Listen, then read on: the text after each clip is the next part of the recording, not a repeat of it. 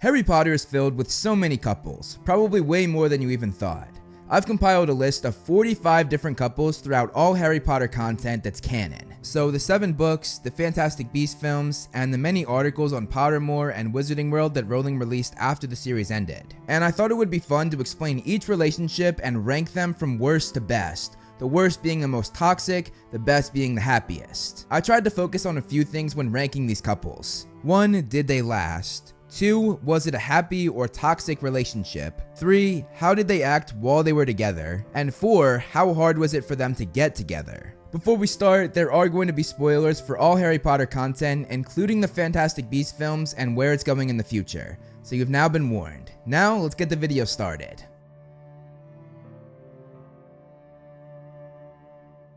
Bellatrix Lestrange and Tom Riddle, aka Lord Voldemort. This is last on the list not only because they are the most toxic couple, but because they were made a couple in The Cursed Child. And you all know how I feel about that. It's sort of become a running joke on this channel that I bash on this story. No, but seriously, I hate this book so much. But according to Rowling, it's canon, so I felt I had to add it, otherwise people would yell at me in the comments, and I don't want that.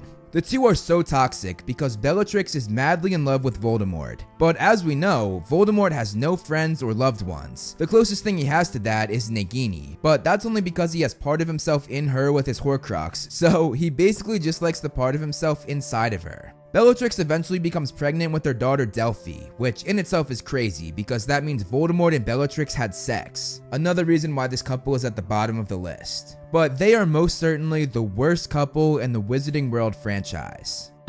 Tobias and Eileen Snape. These are Severus Snape's parents, and they too have a very toxic and abusive relationship. Severus's childhood was plagued by an explosive atmosphere in their home with his parents fighting constantly. Tobias would shout at Eileen, and on occasion, he would physically harm her if their fights got too out of control. And they did all of this in front of their young child, whom they constantly neglected. It's clear that they had a terrible relationship, only being beaten out by Voldemort and Bellatrix for the worst spot. Tom Riddle Sr. and Merope Gaunt. These are Voldemort's parents. Tom Riddle Sr. was a rich muggle boy, and Merope was a witch who came from an abusive family. The reason why they're so low on this list is because the relationship was a sham filled with lies. Merope knew that she did not have a chance with the handsome rich muggle boy who she had a major crush on, so she gave him a love potion to make him fall in love with her. They were together for a while, and during their sham of a relationship, Merope became pregnant with their son. Merope eventually decided to stop giving Tom the love potion, sure that after all the time they had spent together, he would stay, especially for their child, but he did not. Now back to his senses, he left the pregnant Merope and went back to his rich muggle life. He told everybody in the town that Merope had somehow taken him in a way that he could not understand. Tom Sr. was taken against his free will, and that alone says why they're so low on this list. Bellatrix and Rodolphus Lestrange.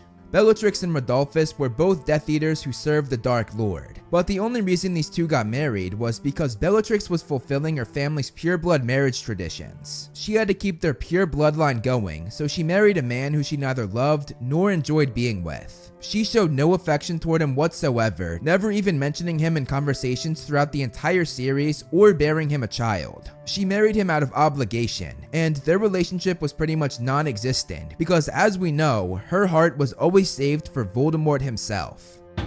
Albus Dumbledore and Gellert Grindelwald. You and Grindelwald were as close as brothers. Oh, we were closer than brothers. The Fantastic Beasts films have covered their relationship quite a bit, but even before the Fantastic Beasts films, it was clear that the two had a strong love for each other in the original series. In the short time that they had with each other, they would spend all day together, send letters to each other in the middle of the night, and would talk non-stop. They of course bonded over the Deathly Hallows, and they planned for a future where they would take over the Wizarding World, something that shows just how much Dumbledore loved Grindelwald, basically going against everything he stood for to be close with Gellert. Dumbledore stated that he knew there was a darkness inside of Grindelwald, but love blinded him to that fact and he ignored his instincts. Right away, it's clear that this was not a healthy relationship, and the way it ended was even worse. Grindelwald got into a fight with Albus's brother Aberforth, and Albus jumped in. In the chaos, their little sister Ariana was killed, but it was unknown which of them killed her. Grindelwald left the next morning without saying a word to Albus, and he never returned. With the Fantastic Beasts films, we see that they made a blood pact, but eventually they would meet again when Dumbledore took Grindelwald down after he had waited far too long to put a stop to his former lover's rampage, and he locked Gellert up in his own prison, unable to kill him. It was a tragic ending to a very unhealthy relationship, and it's a clear sign of why they are so low on the list. Severus Snape and Lily Evans. The chapter called The Prince's Tale tells their story, and it might have been a bit one-sided. Snape always loved Lily, but Lily did not see Snape in that way. She saw him more as a friend, but I'm sure at one point she did have feelings for him, though it was probably very brief. Their relationship was not a good one, as fights were pretty much what defined their time together. There were numerous fights about Lily's sister Petunia, and they had a lot of fights about James Potter, Snape being very insecure about his and Lily's dynamic, and of course they had fights about Snape and his soon-to-be Death Eater friends. It seems fitting that their relationship ended with their biggest fight of all after Snape called Lily a mudblood, the worst thing you can call a Muggleborn. She did not give him the time of day after that, but Snape continued to love her for the rest of his life. Friedwulfa and Mr. Hagrid. These were Rubeus Hagrid's parents. Friedwulfa was a giantess, and Mr. Hagrid was a smaller than average human wizard. The two got married and had their son Rubeus. After 3 years though, Friedwulfa was disappointed with how small their son was, so she abandoned her husband, leaving him alone with their 3-year-old half-giant son while she went into the mountains to be with the other giants. Mr. Hagrid was devastated and heartbroken. I think it's pretty clear why they're so low on the list. They were a broken family with a mother who had no love for her husband or child. Hagrid explained this, saying that it wasn't in the giant's nature to be maternal, but nevertheless, it was a failed and sad relationship that left the family broken. Hermione Granger and Cormac McLaggen. The fact that their first interaction was Hermione cheating in the Quidditch tryout so that Cormac would lose says a lot about why I placed them where I did. Hermione basically used McLaggen to get Ron jealous when she asked him to Slughorn's Christmas party. Cormac ended up driving her crazy though by talking about himself excessively, boasting about his Quidditch abilities, and being too forward romantically. She ended up avoiding him for most of the night to talk to Harry, and she even left early without telling McLaggen. Robert McGonagall and Isabel Ross. Robert and Isabel are Minerva McGonagall's parents. Though they got married and raised a family together, right away their relationship started with lies, and that would define most of their time together. Robert was a muggle and Isabel was a witch, and when they first met, Isabel told Robert that she was going off to boarding school every year when really she was going to Hogwarts. They kept the relationship a secret from their parents, yet another lie, until they ran off together. Isabel gave up the wizarding world to be with Robert, which caused a lot of resentment, and even when they got married and had their first child, Isabel still had not told Robert that she was a witch. This led to her being moody, and she often secluded herself and Minerva for days at a time. Isabel then had to tell more lies when Minerva started to show off her magical abilities as a baby. When Isabel finally confessed to Robert that she was a witch, even more resentment was built up, this time for Robert. He was mad that she had kept such a big secret from him for so long, and he resented her for having to lie to everyone to cover up her secret, which was of course wizarding law. They had 2 more kids, but as time went on, Robert struggled with their family's secretive life, and Isabel struggled to fit into the Muggle world. She missed the Wizarding world so much in fact that she was actually jealous of her daughter when she got her Hogwarts letter. The two had even more strain when their youngest son was killed by Death Eaters. It's safe to say that this was not a good relationship as it was defined by lies, and that's why I put it so low on the list.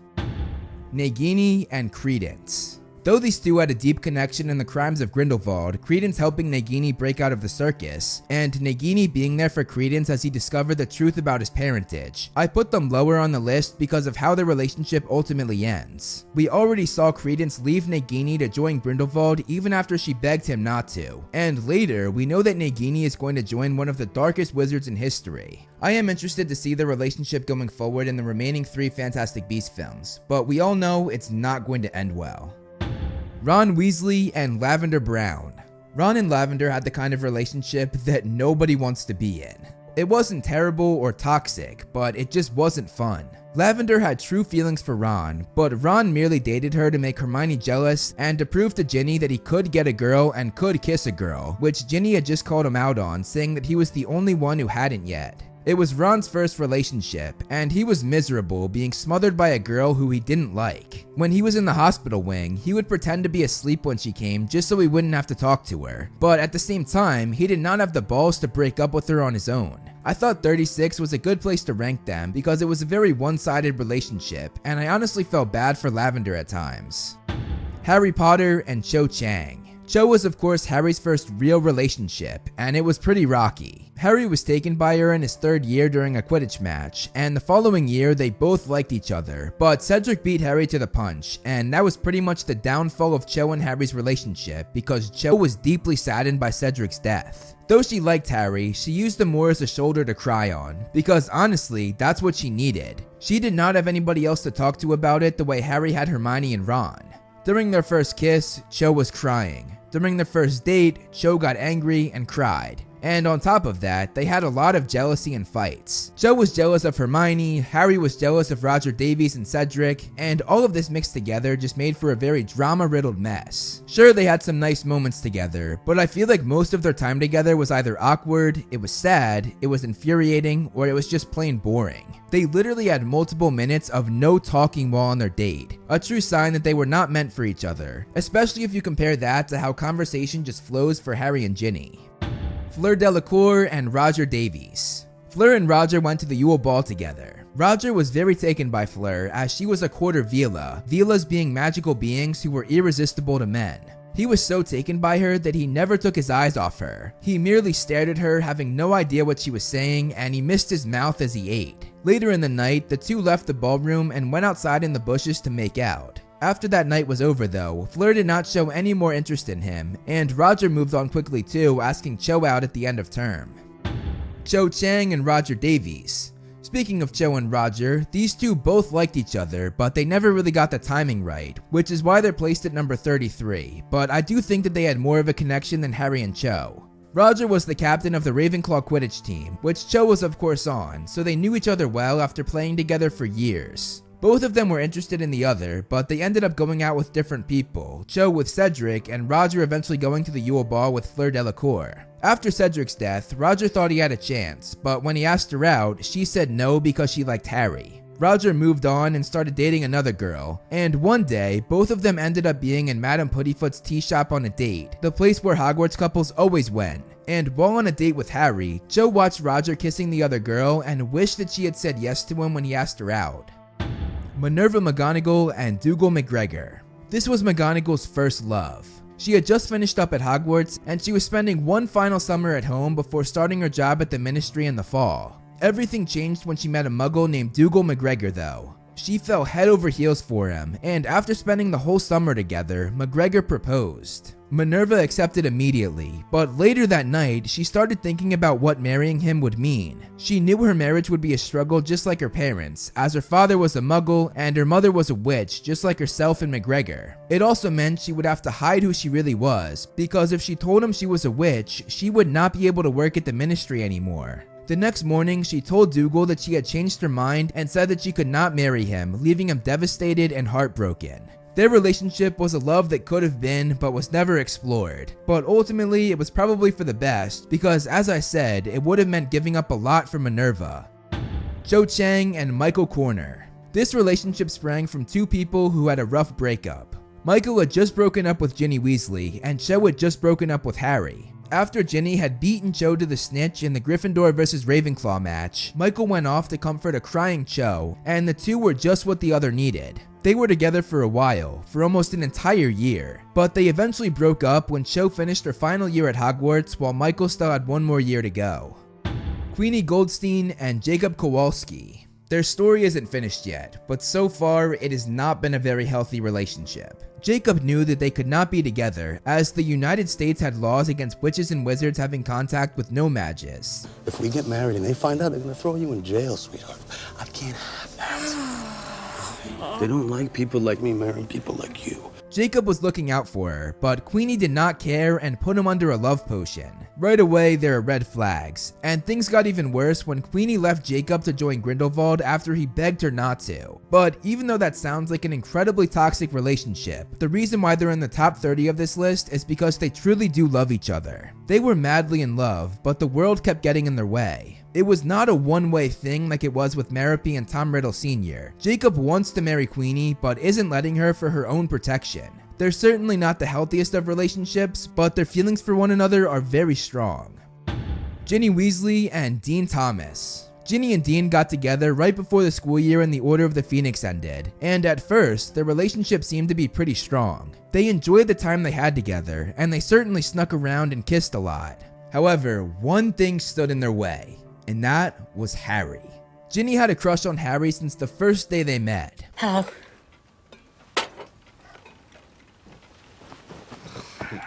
Ginny, she's been talking about your summer. Ginny even got angry with Dean when he laughed about Harry being knocked out by the bludger. Then their relationship ended in probably the weirdest way possible. Harry, who now had a huge crush on Ginny, had taken liquid luck that night, and he accidentally bumped Ginny while under the invisibility cloak. And Ginny, thinking this was Dean, she was pushed to the edge, and to Harry's luck, she broke up with Dean that night. The reason why I placed them here and not earlier on the list is because if Harry was not in the picture, I truly think that Dean and Ginny would have worked out.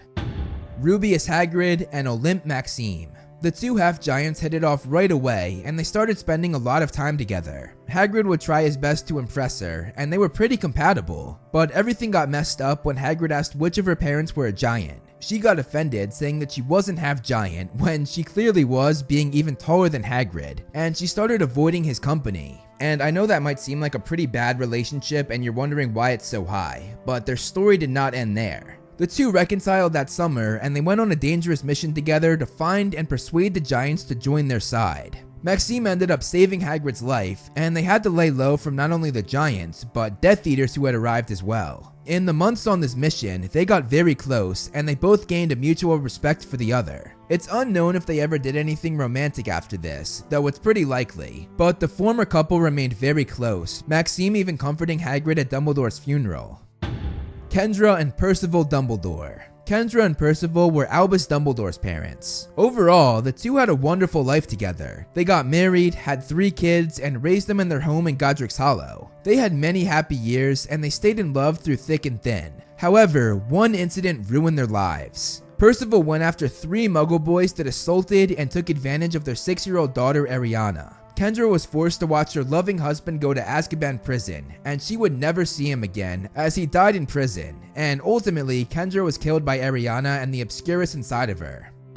Ginny Weasley and Michael Corner. The two met at the Yule Ball, and they began dating at the end of that term. They dated during the summer and lasted most of the following school year, clearly showing that they were quite happy together. Michael showed up to every DA meeting just for Ginny, and even brought along his friends. Dating Michael also gave Ginny new confidence, especially in front of Harry, who she had not been able to talk to in front of for many years. This relationship was so important because it's what made Ginny come out of her shell and grow the confidence that we would later see. Their relationship ended in a sort of petty and pathetic way though. Gryffindor had beaten Ravenclaw thanks to Ginny catching the snitch, and Michael went against his own girlfriend, expressing how upset he was about the result of the match as he was in Ravenclaw, and this annoyed Ginny so much that she dumped him on the spot.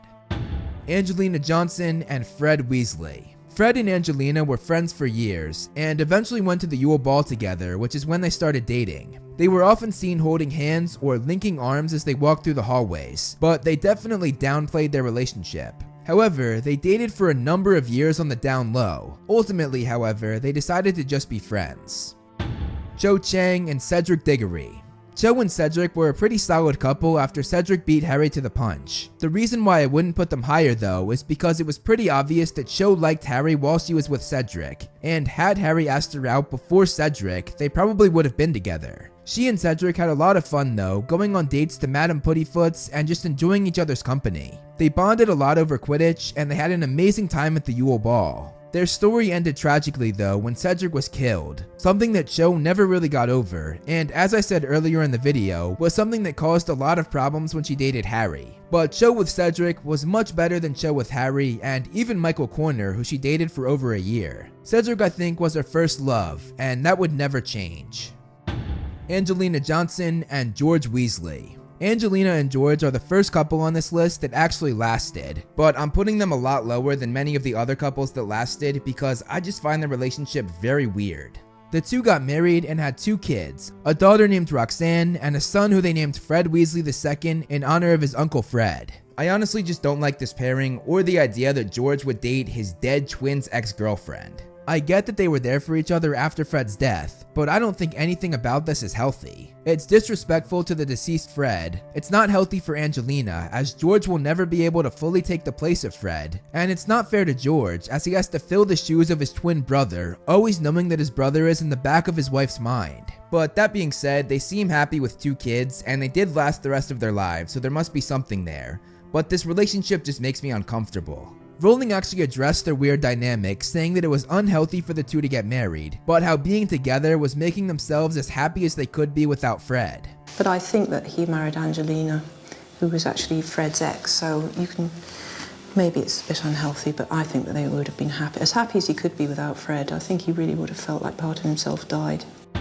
Lucius and Narcissa Malfoy. Unlike her sister Bellatrix, Narcissa married not out of obligation, but out of true love. Lucius and Narcissa had many good years together, and they both adored and spoiled their only son Draco. Narcissa supported Lucius during his time as a Death Eater, and openly joined this dangerous lifestyle just for her husband. Once Voldemort fell, they probably had their best years, being wealthy, powerful, and no longer at risk of getting into trouble for doing illegal things. During this time, they were consistently happy, but when Voldemort returned, everything changed. Lucius was put under a lot of pressure by the Dark Lord, and this ended up affecting his relationship with Narcissa. Then, when he was sent to Azkaban, Narcissa resented Lucius for messing up and leaving their son Draco to take his punishment. Luckily, Draco turned out to be okay, and Lucius was freed from Azkaban, but this actually put even more pressure on the family, as their home was the base for Voldemort. Ultimately, the two realized that they did not want to live this dangerous life, and they turned to the good side during the Battle of Hogwarts. Their relationship from here got back to its roots, and they became a stronger couple again. I thought about putting them lower on the list because they did go through a lot of resentment and stress, but I also thought about putting them higher on the list too because they had more good years than bad. But I ended up going somewhere in the middle of those two, and they ended up at number 22, which I think is fitting. Leta Lestrange and Theseus Scamander. We saw these two in The Crimes of Grindelwald, and they clearly had a deep connection. Theseus was there for Leta when the whole world was talking about Credence being her brother. He comforted her and made sure she was okay. Theseus loved Leta with all his heart, and he was devastated when he lost her. Ultimately, there was no bad in their relationship, but it definitely was not the strongest, especially if you take into account Leta's past with Newt, Theseus' brother. So because of that, I did not think that they deserved to be in the top 20. Hermione Granger and Victor Crumb.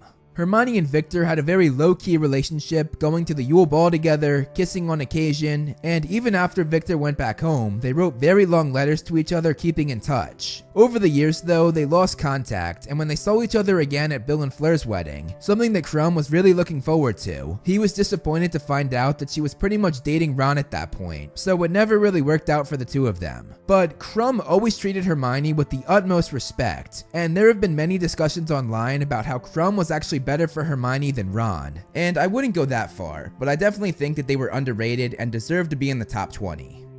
Newt Scamander and Leta Lestrange. Leta and Newt met in their Hogwarts years, and right away they had a strong bond. They were both outcasts, Leta because of her family past, and Newt because he was just a weird person. They became fast friends, and soon they began to actually date. Together while at Hogwarts, they experimented on and raised magical creatures, getting into all sorts of trouble. The scene where Newt shows Leta the tree full of bowtruckles is a prime example of how strong his feelings for Leta were. Seeing that she was upset, he cheered her up not through talking, not through hugging her, but by sharing the most important part of his life with her, his creatures. It's the thing that made him the most happy, and he shared it with her to make her happy too, and ultimately, creatures are what bonded the two of them.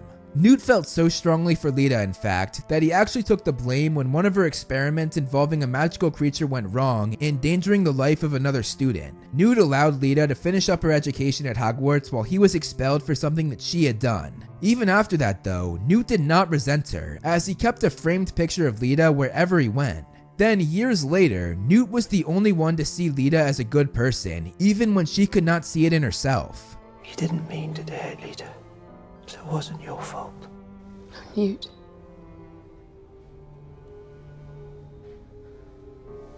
You never met a monster you couldn't love. Neville Longbottom and Hannah Abbott. This is another couple that actually lasted, but we don't know much about them, so they're hard to judge, and that's why I put them lower on the list. But the fact that they stayed together for their whole lives says a lot. Percy and Audrey Weasley. Again, another couple that actually lasted, but again, we don't know much about them. However, we do know that they had 2 daughters together, so that's why I put them ahead of Neville and Hannah. They had a family to go along with their relationship, which adds a whole new dynamic and normally makes a couple closer and stronger if they're meant to be together, which clearly Percy and Audrey were as they stayed together for the rest of their lives. Draco Malfoy and Pansy Parkinson. These two were a match made in heaven during their Hogwarts days. Draco was the leader of a group of Slytherin boys, and Pansy was the leader of her own squad of Slytherin girls, and the two constantly used this position to bully others. So naturally, the two took a liking to each other very early on in their Hogwarts careers. The two really started dating when they went to the Yule Ball together though. Pansy liked Draco a lot more than Draco liked her, but it was clear that Draco had feelings for her as well. On the train going to their 6th year, Pansy played with Draco's hair while he rested his head on her lap, and she became very upset when he said that he might not be coming back the following year. Their relationship ended that term, as Draco was beyond stressed about the task that Voldemort gave him, and he refused to tell Pansy anything, making their relationship fizzle out. Nevertheless, the two had a solid 5.5 years together where they were very close and really liked each other. Percy Weasley and Penelope Clearwater. These two had a pretty solid relationship for 2 straight years, getting together at the end of their 5th year and breaking up to go their separate ways after school ended. They would sneak around the school and kiss in secret until Ginny outed them, and then they were proudly together. Penelope put up with Percy's boastful and self-obsessed personality, and always humored him when he showed off his prefect or head boy badge. She was also the only one that really let him talk about his opinions, as no one else would listen. Penelope was even able to get Percy into Quidditch, which his 6 siblings had had no luck with. Penelope had a huge impact on Percy, and they had a very healthy relationship that only ended when they went their separate ways after their Hogwarts years. Draco Malfoy and Astoria Greengrass. Astoria was the woman that Draco fell in love with, married, and had his son Scorpius with. She was 2 years younger than Draco, and he was classmates with Astoria's sister Daphne Greengrass, who was in his year. We know how much Draco loved Astoria with one simple act. He went against his mother and father's wishes and married Astoria even when they strongly disapproved. Astoria later told their son Scorpius that Draco doing this was one of the most courageous things she'd ever seen. Astoria made Draco a better person, even convincing him to keep all of the rubbish about pure blood mania out of their son's head. Draco had finally gotten a happy family all thanks to Astoria, but tragedy struck when she died of an old family condition. Draco was heartbroken, but he honored her by raising Scorpius the way she had wanted. Luna Lovegood and Ralph Scamander. Luna ended up marrying Rolf a little later in life, and Ralph Scamander, the grandson of Newt Scamander, was the perfect pairing for Luna. He accepted and loved Luna's odd tendencies, and on top of that, he was a fellow naturalist, which they bonded over quite a bit. After having twin boys, they explored the world together as a family. The two made it for the long haul and ended up staying together for the rest of their lives. Lily and James Potter. This was a tough one to place because they honestly had more bad years than good years. Lily despised James for 6 years, but finally fell for him in their 7th year when James really matured. Then, they were only together until they were 21 years old when they were tragically killed by Lord Voldemort. So they only had 4 good years together. But in those 4 years, they were one of the strongest couples in the series, so I knew they had to be placed at least past the teens, so 12 felt like a good spot. In those 4 years, they had a baby boy and became an amazing family. The two of course did everything together, joining the Order of the Phoenix, fighting Death Eaters, and they even shared the same friends. One thing that's really nice is that in history, they would always be paired together, forever being remembered as the happy couple that was cut down way too soon. And they even had a statue together in their honor, depicting their family in Godric's Hollow. Alice and Frank Longbottom. Alice and Frank are the parents of Neville Longbottom, and they were one of the more mature and older couples that spent many years together before having their son. Anytime somebody in the series described them, they said that they were amazing and happy people who had a tragic fate. The two were extremely good to each other, to their son, and to anyone else they interacted with. They raised a great family in the very short time that they had, but they tragically lost their minds due to being hit by the torture curse for far too long. Though they didn't know who they were, they spent the rest of their lives in the beds next to each other at St. Mungo's Hospital, which is truly heartbreaking, but it's also nice that they were kept together. Petunia and Vernon Dursley. Now, I know a lot of you are asking why they're so high, literally being in the top 10, and here's why. Though they're terrible people, they had a very happy relationship. They loved each other even with all of their terrible qualities. They supported each other even with their biased and rude opinions. And they had a happy family and a son who they loved more than anything. They actually had a very happy and healthy relationship in their own cruel and self-centered way. They were married for many years, and we never really saw them fight with each other. Even when Vernon was going crazy trying to run away from the letters, Petunia might not have agreed, but she let him rock and went along with him. And even when Petunia's past and connection to the Wizarding World was brought up, Vernon always did as he was asked and respected her wishes, the best example being when she got a letter from Dumbledore. Vernon was furious with Harry and was ready to kick him out. In that moment, he was probably angrier than we had ever seen him, but as soon as Petunia said that Harry was staying, Vernon pushed his own feelings and anger aside and agreed right away with his wife. They were a good team, and they built a very happy family of 3. To the outside world, they sucked, but to each other, they were a perfect family and a perfect couple. Minerva McGonagall and Elphinstone Urquhart. Elphinstone was the love of McGonagall's life, although it did not start out like that. He was originally her boss when she worked at the Ministry of Magic, and later when she worked at Hogwarts, he came to visit her, confessed his love, and proposed, but Minerva said no. Elphinstone was persistent though, and after many years of asking, she finally accepted. He was ecstatic and bought them a house in Hogsmeade, the town next to Hogwarts, so that Minerva's commute to school would be really easy. The two got married, and McGonagall had never been happier. Though they did not have kids of their own, Urquhart was amazing with Minerva's nieces and nephews, which only made her love him more. Minerva had finally found happiness, but it was all taken away from her when Urquhart was killed by a venomous tentacula. The way she responded to his death truly showed just how much she loved him. She moved out of Hogsmeade, unable to be in a place that reminded her of the happiness she had once felt with Elphinstone. On top of that, she never married again and never even dated, her heart always belonging to Elphinstone Urquhart. Newt Scamander and Tina Goldstein. Newt and Tina are the main couple for the Fantastic Beasts films, and it was confirmed all the way back in the early 2000s that they ultimately grow old together. They are the oldest couple that we see on this list, and what I mean by that is, they're the only couple that we actually see grow old, we're not just told about it. In the 90s, which is when the original series takes place, the two are retired and living in Dorset with their 3 pet Kneazles. During the Fantastic Beasts films, they are so compatible, and Tina really understands and appreciates Newt's awkwardness, the salamander eyes comment being the perfect example of this. She has eyes just like a salamander. Don't say that. It's interesting because your eyes in newsprint, I've only ever seen that in... Salamanders. I'm excited to see how they fill in the blanks of their relationship with the 3 remaining Fantastic Beasts films. I originally had these two higher on the list, at number 3 actually, but I felt that I had to push them back a bit because we don't really know everything about them yet. But from what we do know, they have one of the strongest bonds of any couple in the Wizarding World franchise. Isolde Sayer and James Stewart.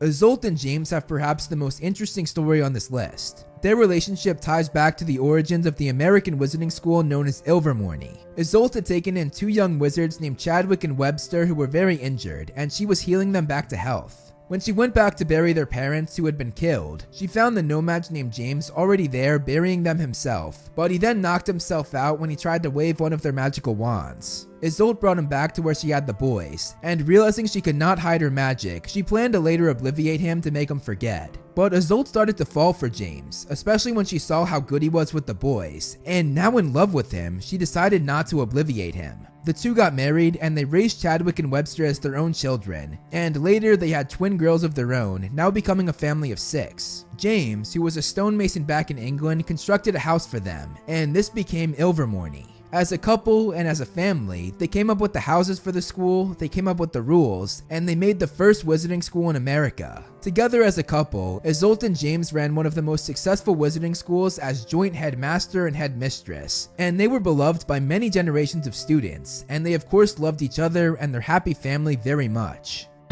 Ron Weasley and Hermione Granger. These two probably have a more fleshed out romance than any other couple on this list, and they are many people's favorite couple. I almost put them higher on the list, but the more I thought about it, the more I realized they are not the perfect couple. They had a long path together, a lot of fights, a lot of drama, and all of that made me realize that they did not deserve to be in the top 5. Rowling even said herself that they would need marriage counseling. With all that being said though, they also had so many great moments, being side by side through so many adventures, being there for each other when they needed it most, and ultimately growing old together and having 2 kids. They are certainly one of the best couples in the Harry Potter series.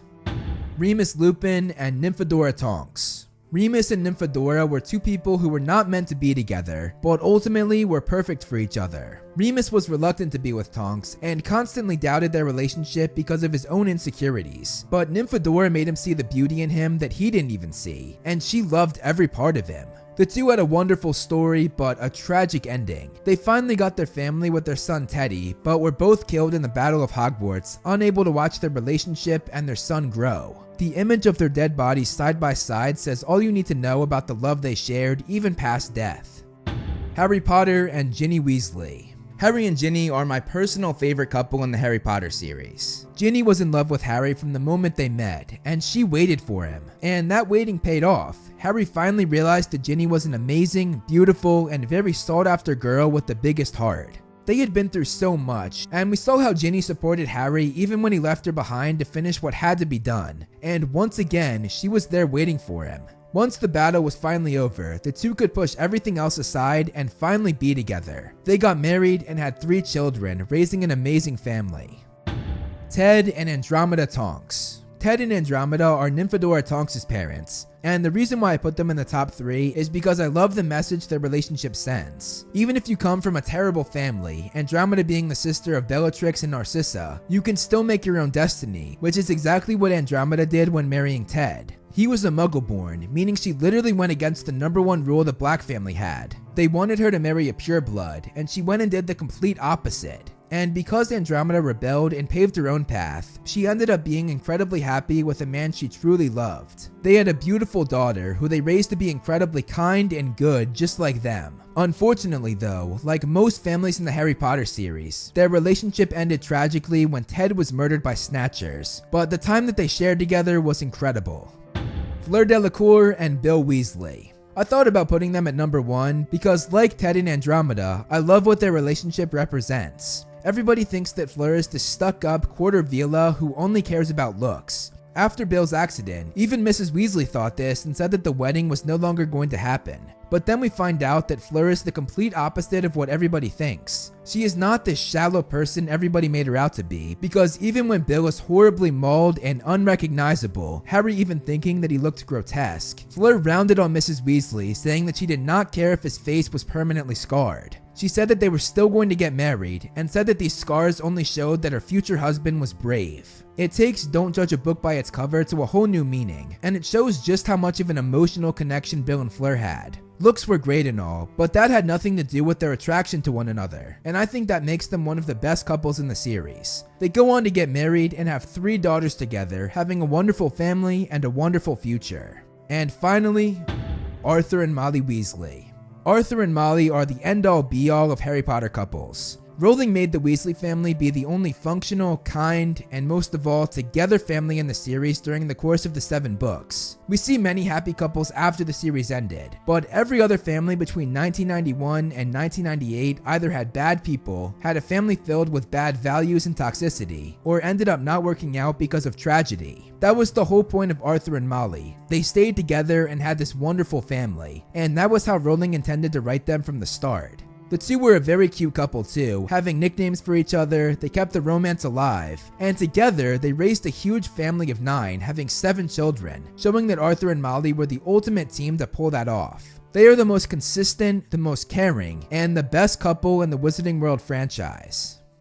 Thank you so much for watching, guys. I hope you enjoyed the video. I'm just here to give a huge shout out to all my patrons listed to the left. If you want to be featured on the next video, plus get a bunch of other things like previews and behind the scenes, become a patron today. Also, you can follow me on social media to see more of my personal life, like my cute dog Loki. I also do some fun stuff on TikTok and Twitter that I think you guys would really enjoy if you enjoy what I do here on this channel. As always, if you liked the video, hit that like button and subscribe, and look out for more great Movie Flame videos on the way.